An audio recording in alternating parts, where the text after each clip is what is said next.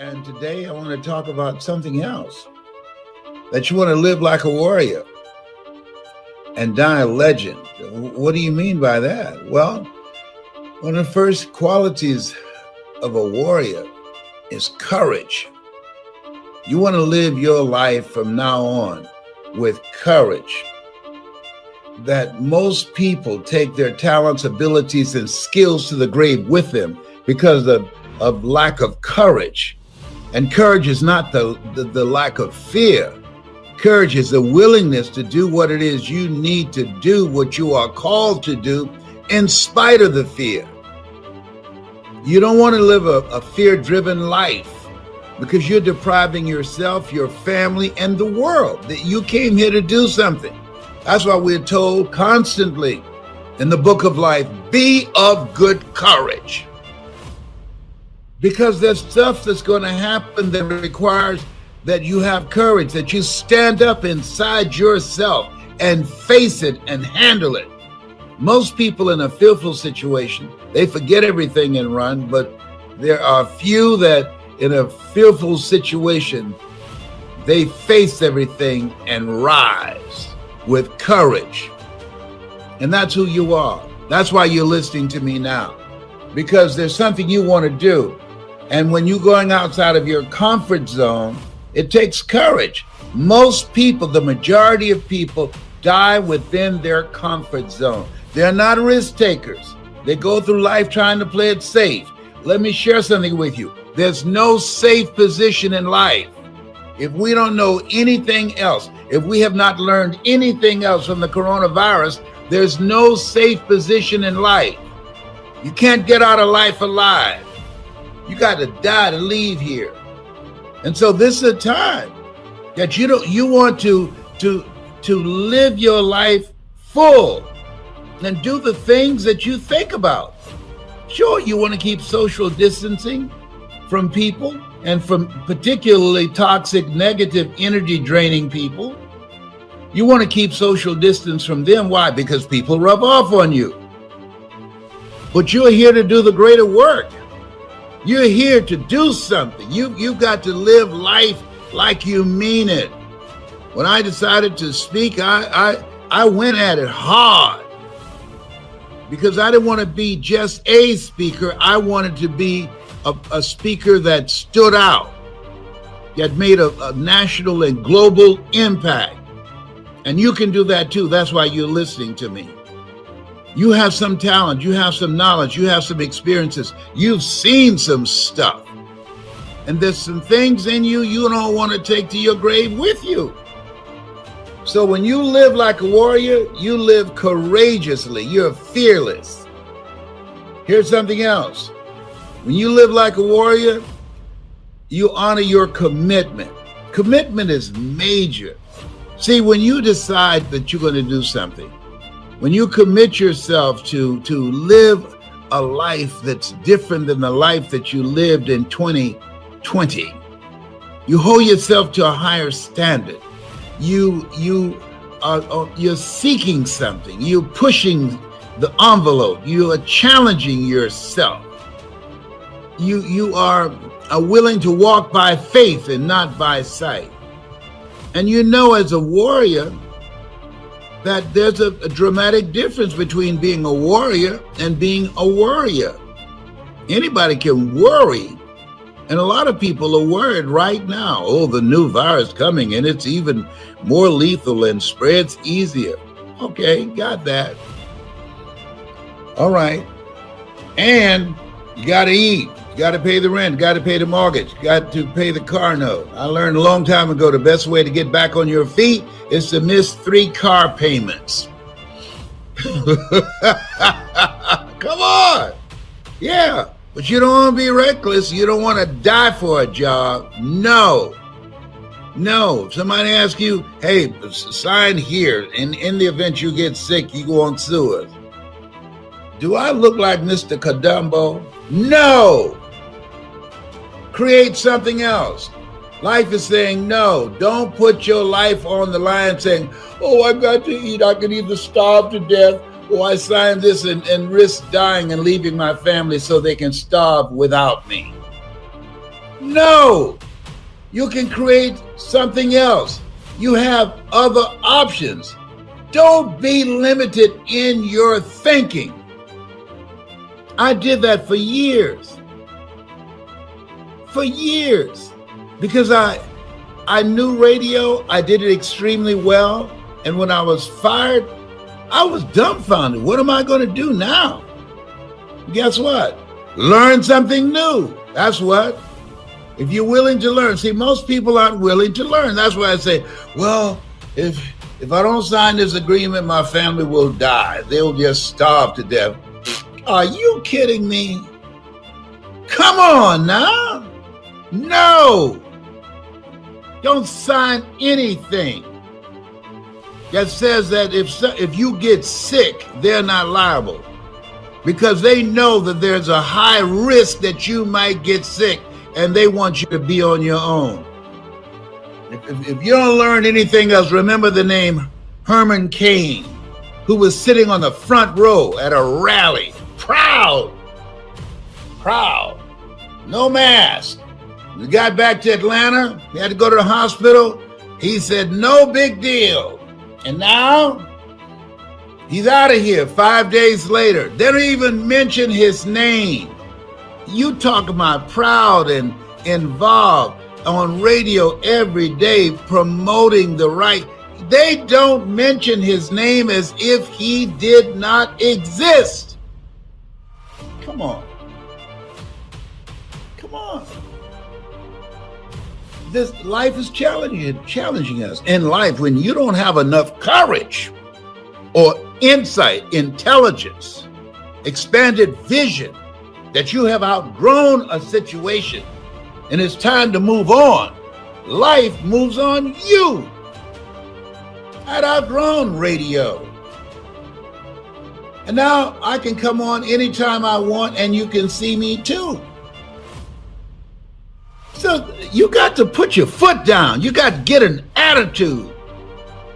Because, see, we're all basically the same. We're all basically the same. The only thing that separates us are our habits. I wanted something different for myself. I wanted something different for my mother. I did not want my mother working once I turned 18. So I made a commitment that I was going to generate enough money with my voice, with my story, in radio and then in speaking, to take care of my mother. You've got some talent. You've got something in you. There's a reason that God chose you out of 400 million sperm. You think you're just here to work on a job, pay the bills, keep a roof over your head, a car note, and then die? Come on, give me a break. No, you're here to do the greater work. You know it's true. You can deny it if you want to.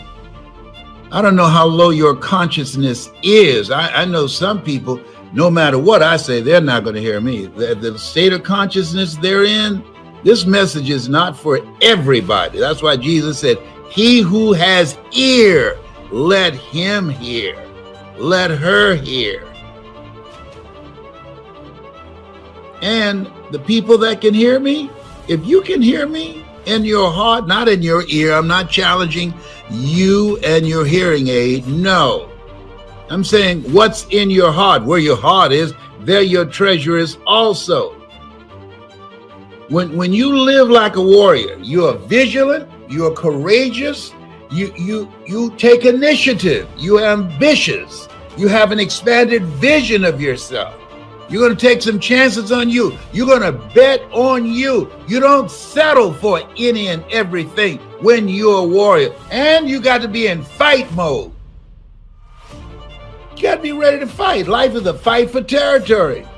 And once you stop fighting for what you want, what you don't want will automatically take over. I'm talking to you right now. I have some challenging pain in my body. But I had to fight to rise above that to come in here and talk to you now. I'm not going to let that stop me. I'm supposed to speak. I'm supposed to motivate and inspire people at a time that we need it now more than ever in the history of this country since we've been alive. And so, courage. Work on it. Raise the bar on yourself. Challenge yourself. Decide you're not going to be the same person in 2021 that you were in 2020. And the other thing is, and this is major, consistency. When I decided to be a speaker, I disciplined myself to memorize a minimum of 3 to 5 quotes every day. I didn't have any speaking engagements. The phone was not ringing to, hey, we'd like to book lesbrown. I was preparing myself. I want you as we, in this second day of 2021, just expect things to be great for you. Expect them to be great because you're going to show up differently. You're going to be consistent. You're going to do the things that you need to do that other people won't do. You want to be a perpetual optimist. Let's get it on. Life, you caught me by surprise in 2020, but that ain't going to happen in 2021. Oh, the euphoria is gone. You've shown yourself. Oh, no. I'm not going to get caught up in the hoopla. No. This is a fight. You've taken something from me. We've been stripped. We've been stripped of personal touch. We've been stripped of spending personal, intimate time with loved ones and family members and friends. We've been stripped of gathering together. We've been stripped of a sense of assurance and faith. You've stripped us. No. And so when we look at this, we have to embrace the newness of this life. Reason I cut my hair. I want to remind myself when I look in the mirror, this is not the Les Brown that was in 2020. No. This is the one that's going to fight like a warrior and die a legend. I want you to have the mindset that you're going to make a greater impact. I want you to have the mindset that you're going to bring your family together. I want you to have the mindset that you're going to work on yourself. I want you to have the mindset that you're going to improve your health. I want you to have the mindset that you're going to create wealth. I want you to have the mindset that you're going to live an expanded vision of yourself, and you're going to go all in. All you can do is all you can do, and all you can do is enough. But make sure you do all you can do. A.L. Williams, come on now. Got to get fired up as you do at a football game or a basketball game, or you start doing a little dance in church when they start strumming the organ. Yeah, no. You want to be fired up thinking and being creative. That's how you want to get your shout on. And creating more wealth to protect yourself and to insulate yourself from the ugliness and from the poverty and from the pain that so many people are expressing.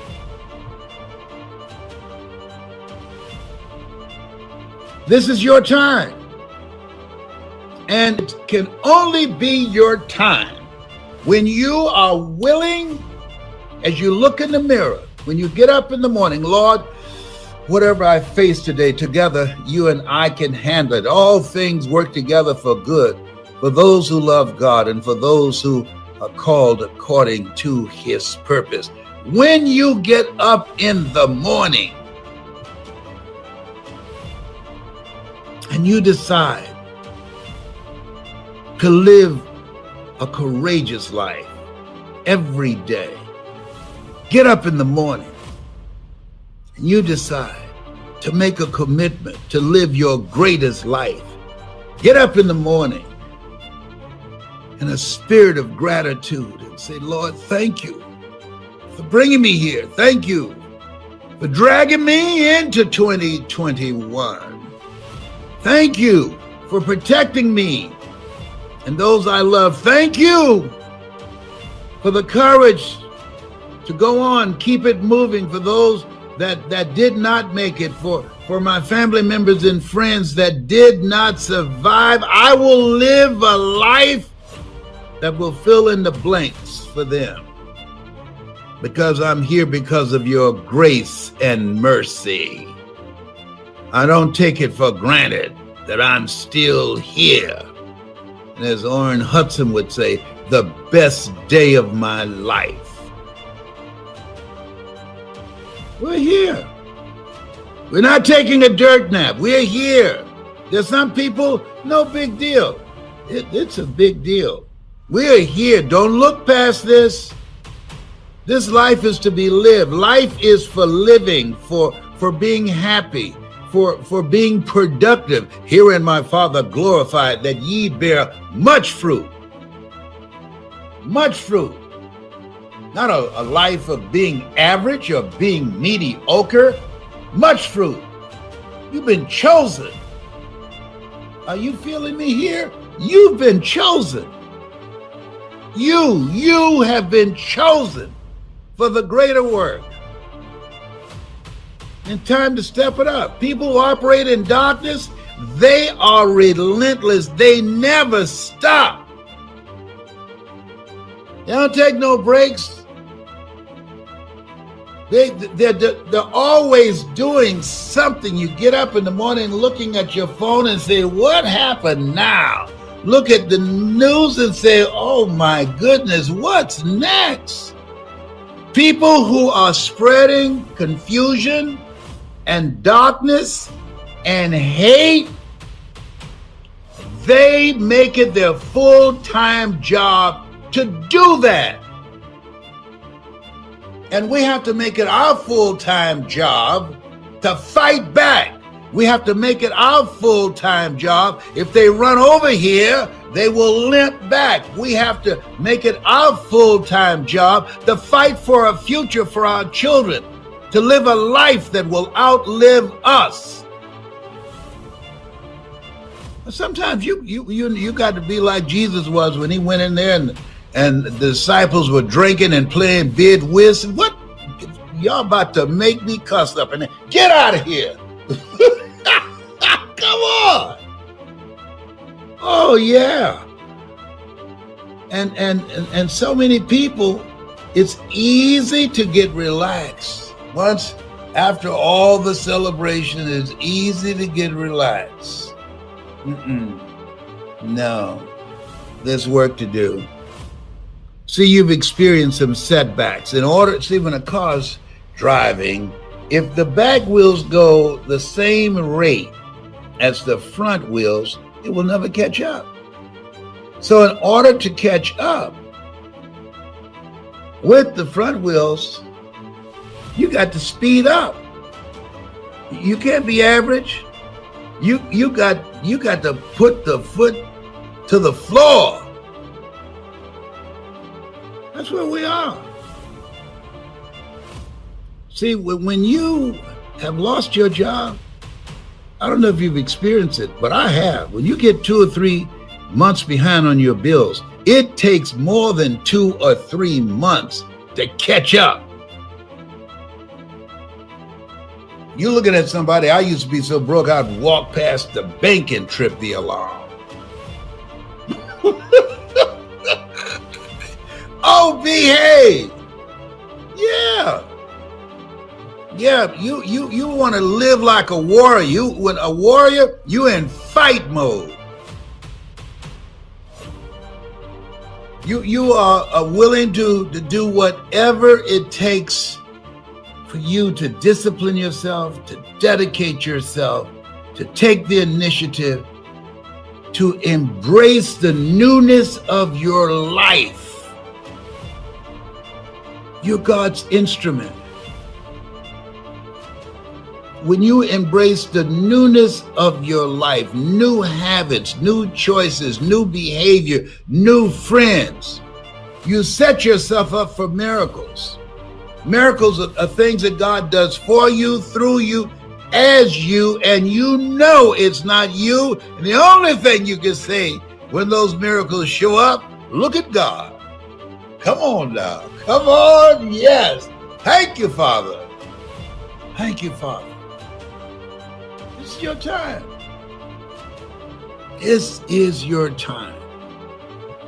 And it requires courage. It requires commitment. It requires collaboration with like-minded people. Not only is it possible and necessary, and it's you to live your dream, to make this greatness that you have within you become a reality, but what I've come to appreciate when you're working on changing your life, changing some bad habit, getting out of addictive situations or relationships, or working to build a dream or making a difference in our society, or learning something that's very challenging. Here's what I realize, ladies and gentlemen, and develop a great deal of respect for. It's hard. Easy is not an option. It's hard living. Life is hard. See, it's hard when you are 49 years old, been working on a job for 17 years, and they come in and tell you you're finished and give you 1 week severance pay. And you got to start all over again. It's hard when you're married and raising children and your children are crawling and your husband dies unexpectedly. It's hard handling just the tragedies of life. It's hard when you're working on something and you put everything you have in it and it doesn't work out. You lose your money and other people's money. It's hard. It was rough when I lost my job and I could not find a job. It was humiliating and embarrassing, borrowing money, and then I couldn't pay the money back when I told them I would. That's rough. How people look at you, how they respond to you. It's very hard. It's humiliating. Here's what I discovered that happens to you in life, that you will go through things, and while you're going through them, you can't understand why it's happening to you. But after you go through it, and you get back and you look at it and you say, oh, now I understand why I needed that lesson. Have it ever happened to you? Raise your hand. Has it ever happened to you that I couldn't understand it then, but after I got through it, then I saw that was preparing me for bigger and better things.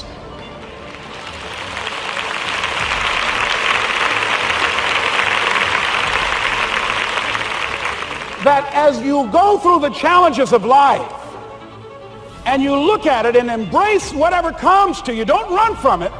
Step toward it. Don't try and duck it like most people do. See, most people want it easy. See, easy come, easy what? Easy go. See, but when you go at what you're going to deal with and you deal with the difficulties of it, when you handle those hard things close at hand, making those hard decisions right now that you don't want to make, learning those things that you don't like to do, but you know that in order for you to get where you want to go, this is one of the hoops that you have to flip through. And I'm saying to you, whatever you got to do it, because if you don't, life is going to whoop you until you surrender and say, okay, all right, I cooperate, okay, I learned, okay. They had to wear me out a long time. So if it's hard, then do it hard. Now, how do you hang in there during the hard, difficult times, Les? You must have faith. You've got to believe in yourself. You've got to believe in your abilities. You've got to believe in your service, your company, your ideas, unquestionably. You've got to have faith, and that faith gives you patience. That is not going to happen as quickly as you want it to happen. A lot of things are going to happen that will catch you off guard. And so therefore you've got to deal with and handle it as it comes. And not only that, but that faith and patience drives you into action. You've got to keep moving and keep plugging away I can see people coming out talking to a guy out there watering and fertilizing the ground that's not showing anything. Hey, what you doing? You've been out here a long time, man. And the conversation in the neighborhood is, you growing a Chinese bamboo tree, is that right? Yeah, that's right. Well, even Ray Charles and Stevie Wonder can see ain't nothing showing. You know that's how people are going to do you? So how long you been working on this? How long have you been working on your dreams? And you have nothing to show. This is all you got to show? People are going to do that to you. And some people, ladies and gentlemen, they stop. Because they don't see instant results. It doesn't happen quickly. They stop. Oh, no. You got to keep on watering your dream. And when it began to happen, they stopped laughing. They said, look. Whoa, look here. Look how, hey, man, you know, I know you can do it. Look here, you got a job here?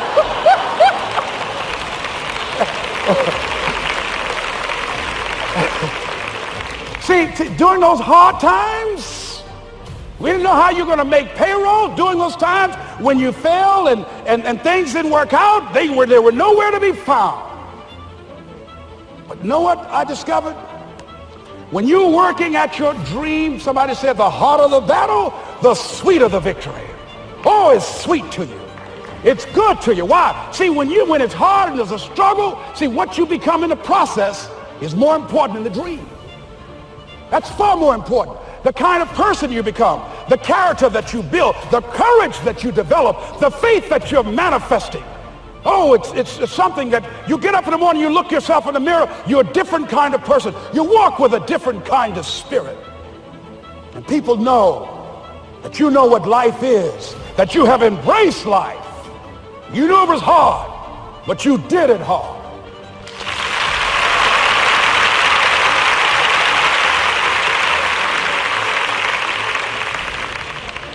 Now it takes us to the next level. If it's hard, why do people do it? You ask people who do things. Why do they go it? People who climb mountains just for the sake of it. Nobody paying them to do it. Just do it. Somebody said, I'm going to run around the world. He said, well, why would somebody want to do that? I'm going to swim the Atlantic Channel. Why? Why do people do that? I wondered, why would a Nelson Mandela give up 26 years of his life? Why do people do that? Here's what I discovered in high school. High school, I decided I wanted to go out for football. Never forget this. And I discovered why people do things. You know why, ladies and gentlemen? Even though it's hard, it's worth it. It's worth it. See, one day we had Coach Alkin Hepburn had this plaque down there. And this wood on the floor, on the ground. He said, Brown, come over here. Had my suit on. I said, yes, sir. He said, I'm going to have old Larry Littles down there. Old big Larry. Yes, sir. Big, fat, sorry Larry. Yes, sir. Brown, I want you to get down bull neck. Yes, sir. He said, I want you to run at Larry. I want you to put your helmet right in his pit, right up and hit his chest, and knock him off that board. You hear me, Brown? You can do that. Yes, sir. Can you do that? Yes, sir. I said, hubba, hubba. I said, hubba, hubba. He said, Brown, I want you to knock him off. You're going to make the team. I know you can get him, all right? Look at him. How sorry he is. Knees knocking and everything. I said, yes, sir. And then went down to Larry. Larry Littles, who played 12 years for the Miami Dolphins, all pro for 12 years. This is a bad, big dude. 250 pounds, strength, agile, and all muscle. He said, Larry, he said, man, you know Brown down there. He's down there talking about your mom and everything. He talked about how fat and sorry you are and how he's going to knock you off this board. Larry now spitting fire and growling and foaming at the mouth. And I'm looking at Larry saying, oh, hubba, hubba. He said, look at that fool down there growling. He told me he's going to scare you, that you're going to leave. Are you going to leave? No, coach, I ain't going to leave. Go down there and knock him out the park. Boy, coach got back. He winked at me. Go get him, Brown. I went hard. I ran into Larry with my helmet. Larry said, boom. I don't know where I landed. When they woke me up, I said, can y'all take this helmet off me for a minute? I said, y'all got any more positions out here? They say, like where? I said, don't y'all need an announcer? They said, Brown, where you going? I was crying. They said, man, some girls over there. I said, I don't care, man, I'm hurt. So that fool almost killed me, man. He said, Brown, you quit, man? I said, yeah. I said, what? I said, it ain't worth it, man. No, it ain't worth it. Y'all go ahead. Y'all crazy. I'll be your announcer, man. I was calling the game. I was up there in the booth. Call good games, too, because the pain wasn't worth it to me. And I'm saying to you, you know why people do what they do? The people who go after their stuff, what makes it worth it? It's got to be your passion. You got to love it, ladies and gentlemen. You got to love it. It's got to be what you are supposed to do. You want to sing, and even though they want to invite you to Carnegie Hall, you're going to sing to anybody that listens to you, including singing to yourself. I used to talk to my plants when nobody else would listen to me. You got to write, even if no one published your book, write, because that was given to you to do. You do what it is you're supposed to. You're supposed to build something. You're supposed to create something. I don't know how to do it. Learn. Do whatever is required. Just go out there. It's possible you can get what you want. It's necessary. If you want it, you got to go into action. You got to be willing to experiment. You got to be willing to fail and to succeed. You got to be willing to form and to develop new relationships. It's you. It's on you. You got to make that happen. Nobody's going to bring it to you on a silver platter and say, here's your dream manifested. No, it's hard. Yes, it's hard. It's difficult. Yes, right. And it's worth it.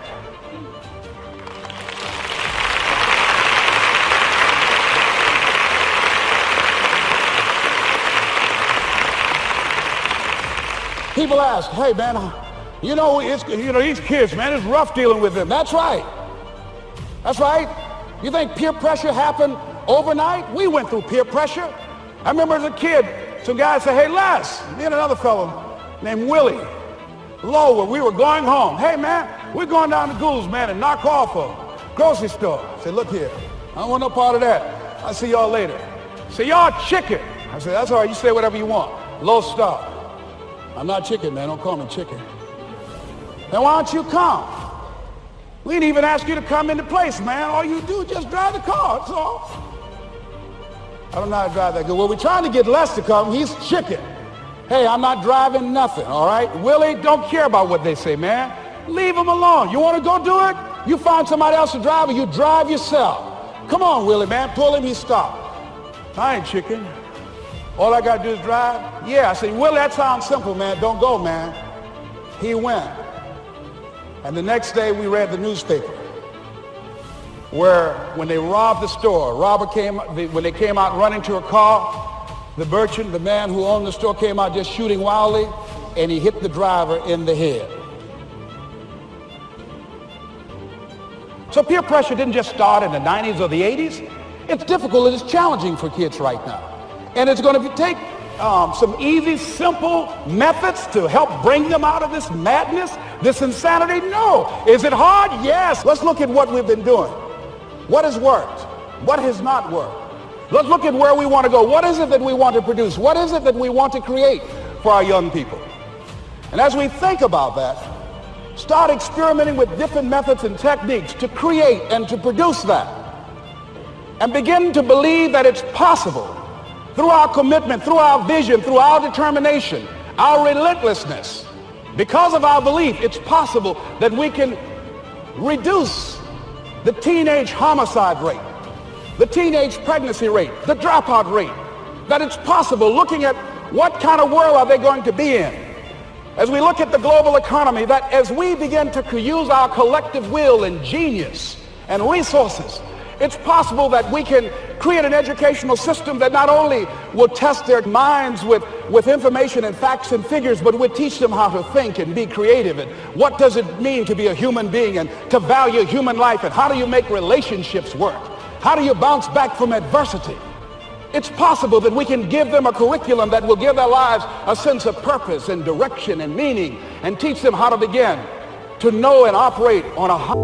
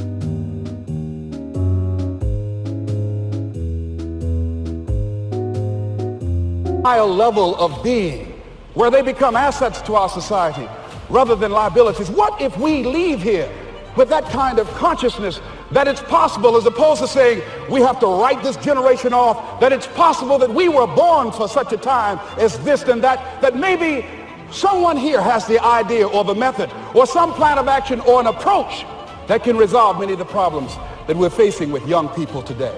Whatever we have to do to save our children, it's worth it. Keep moving. Keep moving. See, nothing works unless you work. Keep moving. A broke clock is right twice a day. Keep moving. You face no's and rejections every day. Keep moving.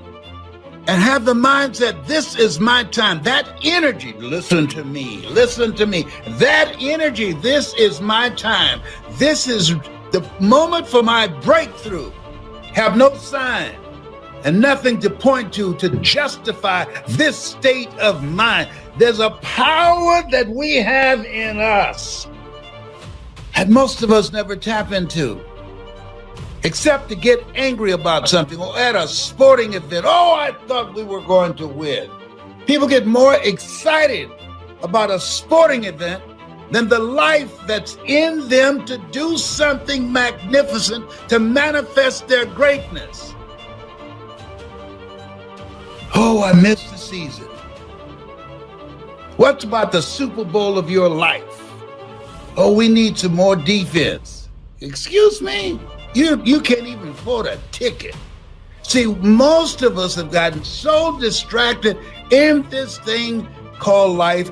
That's the reason that Dr. Miles Monroe said over and over again, with power, feeling, and conviction, rob the cemetery of your gifts. Because most people died long before they're buried. Out of every 100 people that you see, by the starting at age 25, by the time they reach 65, 1 will be rich, 4 will be independently wealthy, 5 will still be working, 36 will be dead, and 54 will depend upon family and friends or some social agency to provide for them the bare necessities of life. They will have a net cash value of $250 in the richest country in the world. Why? Because they're not thinking with their own mind. Be ye not conformed to this world, be ye transformed by the renewing of your mind. Most people are mentally dead. They're just going along. They're just following the crowd, following the follower.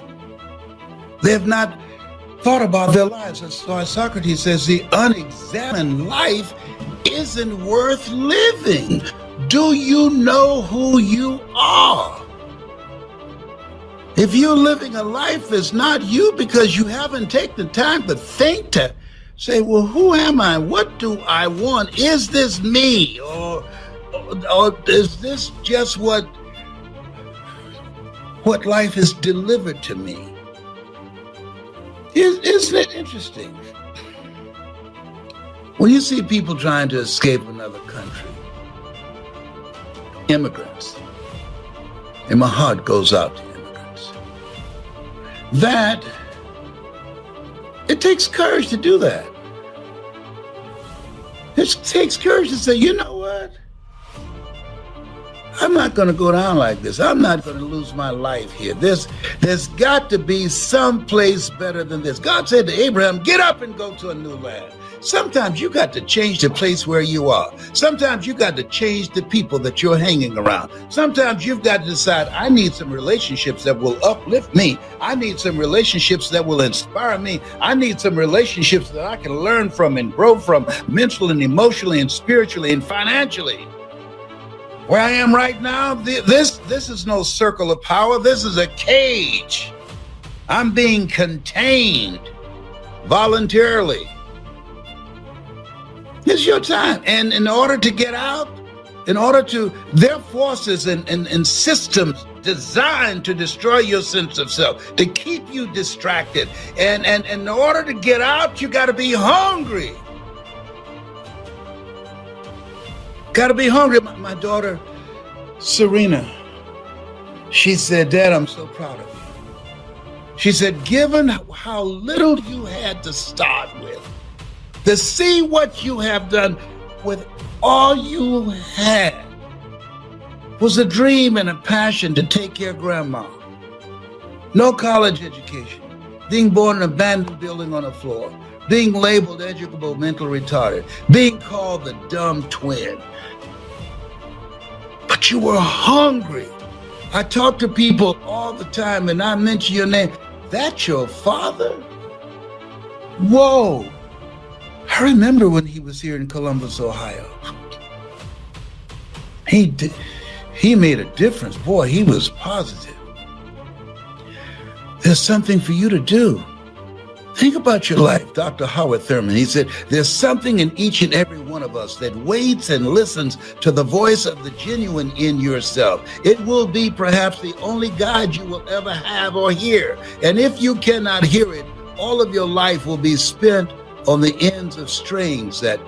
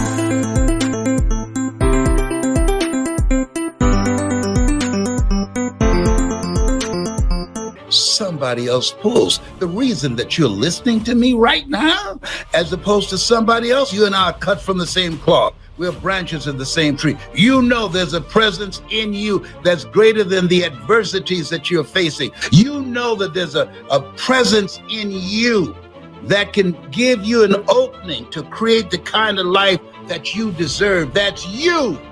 You know that there's a presence in you, and that presence is the calling on your life to live a larger life.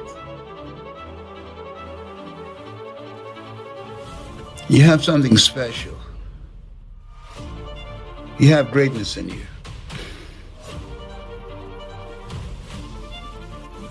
My message is not for everybody. It's for people that can hear me in their heart. It's for people who've said, as I said one day, there's got to be more. There's got to be more. I've had it with this life as it is now. A lot of people checking out. No. Life is God's gift to us, and how we live our lives is our gift to God. You are more than a conqueror.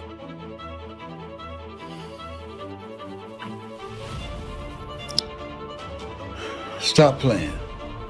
Stop playing. Get serious. Get serious. I've seen people get serious and about things that don't matter. Man, he looked at me the wrong way. End up going to jail, killing somebody, something stupid. Stupid.